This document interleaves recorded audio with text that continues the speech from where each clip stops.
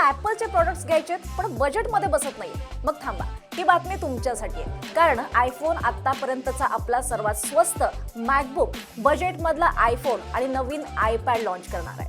ॲपलनं 2026 मधल्या आपल्या पहिल्या मोठ्या कार्यक्रमाची घोषणा केली आहे. हा कार्यक्रम 4 मार्चला भारतीय वेळेनुसार संध्याकाळी 7:30 वाजता सुरू होणार आहे. ॲपल पहिल्यांदाच मॅकबुकमध्ये आपल्या M सिरीज ऐवजी आयफोनमध्ये वापरली जाणारी A सिरीज चिप देऊ शकतं आणि हे विशेषतः विद्यार्थी आणि कार्यालयीन वापरकर्त्यांसाठी तयार केलेलं आहे. याची किंमत ही 70 ते 80 हजार रुपयांच्या दरम्यान असू शकते.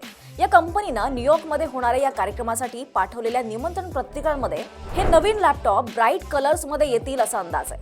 ॲपल आपल्या बजेट आयफोन लाईनअपमध्ये आयफोन 17e लॉन्च करू शकतं. यामध्ये आयफोन 17 मधलंच A19 चिप मिळू शकतं, जी जुन्या मॉडेलच्या तुलनेत अतिशय वेगवान असेल. याच्या डिस्प्लेबद्दल बोलायचं झालं तर याची 6.1 इंचाची OLED स्क्रीन असेल. आता यात बदल काय करण्यात आलाय तर या सिरीजमध्ये पहिल्यांदाच मॅगसेफ चार्जिंगचा सपोर्ट मिळण्याची शक्यता आहे. आता या किमतींबद्दल सांगायचं झालं तर भारतात याची सुरुवातीची किंमत ही 60,000 रुपयांच्या आसपास असू शकते.